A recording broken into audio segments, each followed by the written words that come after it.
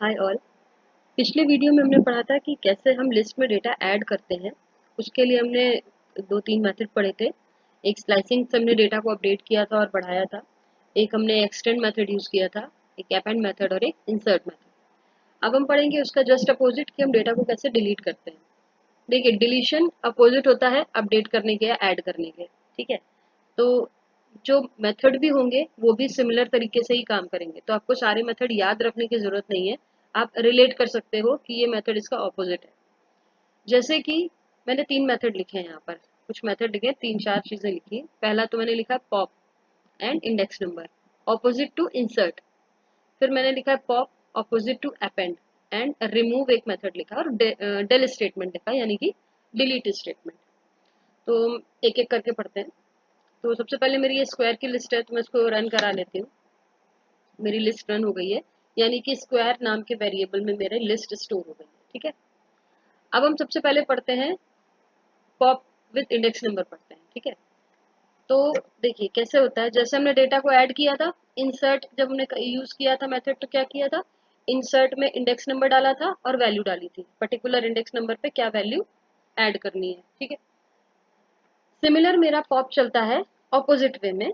कैसे चलेगा, सिर्फ मुझे इंडेक्स नंबर डालना है और उस इंडेक्स नंबर की वैल्यू डिलीट हो जाएगी। जैसे किसी पर्टिकुलर इंडेक्स नंबर पे वैल्यू इंसर्ट करते हैं, वैसे किसी पर्टिकुलर वैल्यू इंडेक्स नंबर की वैल्यू को डिलीट करने के लिए पॉप यूज करते हैं।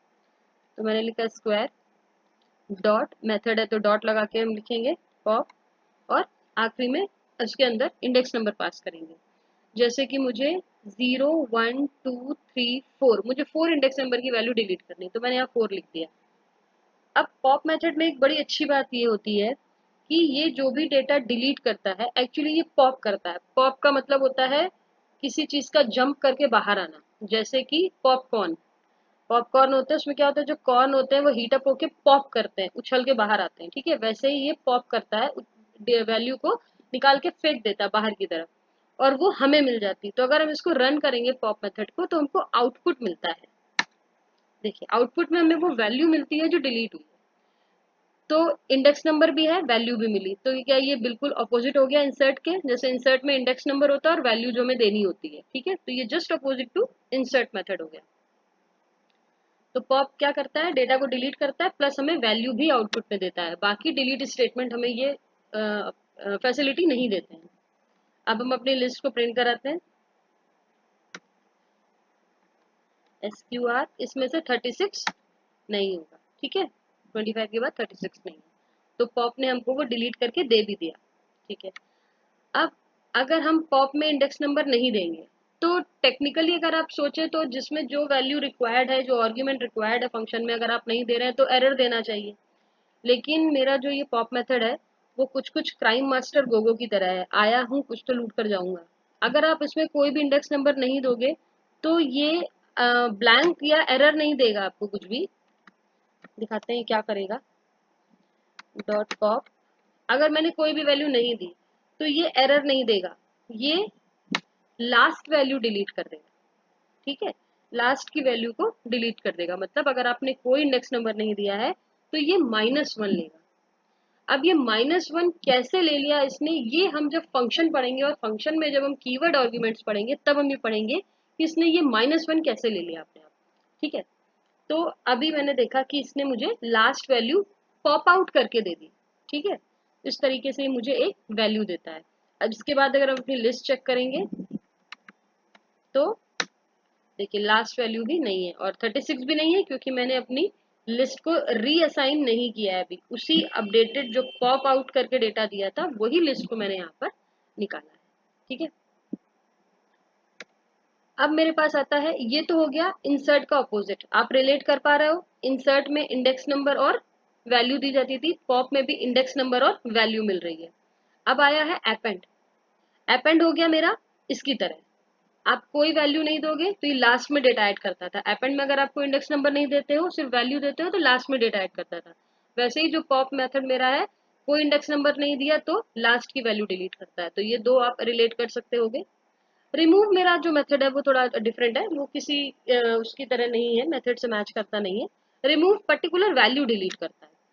सपोज आपने लिखा स्क्वायर लिस्ट लिखा, डॉट रिमूव लिखा, और आपने कोई भी वैल्यू दे दी डायरेक्टली, सपोज मैंने 25 दे दिया, मुझे 25 डिलीट करना है, तो ये सीधे सीधे डिलीट कर देगा और मुझे वैल्यू नहीं देगा, क्योंकि ये कुछ भी पॉप आउट नहीं कर रहा है, ये वैल्यू को रिमूव कर रहा है।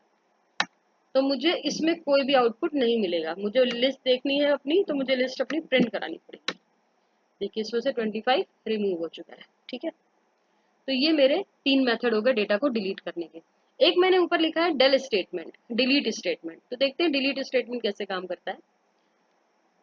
तो मैं एक काम करती हूँ, अपनी लिस्ट को फिर से रीअसाइन कर लेती हूँ, मतलब इस लाइन को फिर से रन कर लेती हूँ। ठीक है, आई होप इतने वीडियोस में अब तक आप ये समझ गए होंगे कि कैसे हम पहली वाली ये जो वेरिएबल में सेम वैल्यू डालने के लिए इसको रन करते हैं दोबारा, ताकि वैल्यू रीअसाइन हो जाए फिर से। तो मैंने पहले ये लाइन रन करी, अब एसक्यूआर में फिर से यही पूरा डेटा आ गया। ठीक है, ये जितना भी मैंने डिलीट और पॉप और रिमूव किया था, ये सारा मेरा ओवरराइट हो चुका है। ठीक है, इस नए डेटा से जो मेरा डेटा था। अब मैं इसी के बाद डिलीट ऑपरेटर समझाती हूँ, डिलीट स्टेटमेंट समझाती हूँ।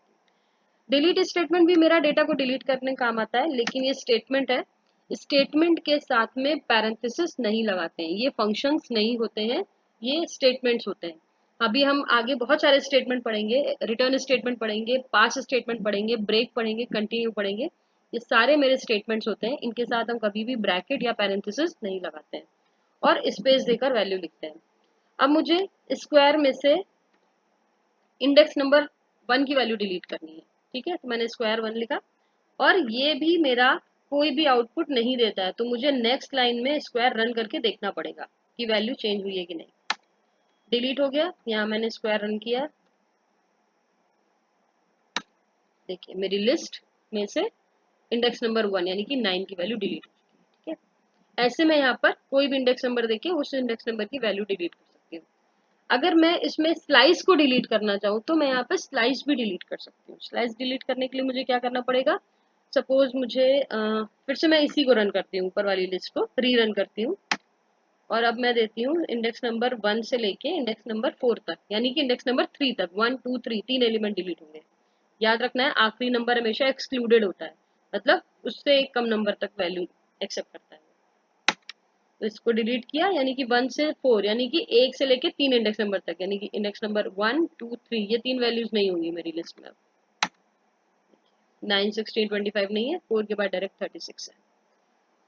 अगर मैं अपनी लिस्ट को पूरा पूरा डिलीट करना चाहूँ, लिस्ट के कंटेंट डिलीट करना चाहूँ पूरे, ठीक है, ये पूरे जितने आइटम लिस्ट में वो पूरे रिमूव करके एम्प्टी लिस्ट रखना चाहती हूँ, स्क्वायर नाम की लिस्ट को खाली करना चाहती हूँ। ठीक है, लिस्ट डिलीट नहीं करना चाहती हूँ, तो मैं इस तरीके से स्टार्टिंग और एंडिंग इंडेक्स नंबर दूंगी और इसे रन करूंगी, तो मेरी स्क्वायर लिस्ट एम्प्टी हो गई है।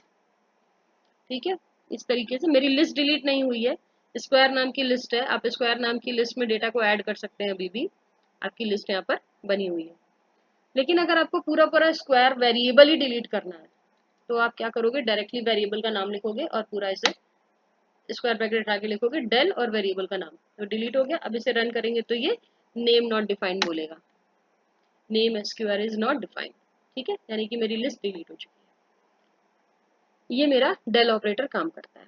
अब देखिए डेल ऑपरेटर जैसे मेरे काम कर रहा था, वैसे जैसे मैंने लिस्ट के एलिमेंट डिलीट किए थे लेकिन लिस्ट को डिलीट नहीं किया था, तो सिमिलर काम मेरा एक मेथड होता है, उसका मैं यहाँ पर नाम लिख देती हूँ ताकि कंफ्यूजन ना रहे। ये यार क्लियर मेथड रहता है मेरा। ये मेथड भी मेरा ऐसे काम करता है कि लिस्ट का कंटेंट डिलीट हो जाएंगे, लिस्ट डिलीट नहीं होती है। तो मैं लिखूंगी sqr डॉट क्लियर और ब्रैकेट। ठीक है, ये इसका काम क्या है कि मेरी लिस्ट के एलिमेंट डिलीट कर देगा। Sorry, sqr is not defined क्योंकि मैंने इसको दोबारा रन नहीं किया था। इसको रन करती हूँ, अब देखिए ये डिलीट हो गया, इंस्टेल ऐड करी मैंने और sqr रन करा तो मेरी एम्प्टी लिस्ट।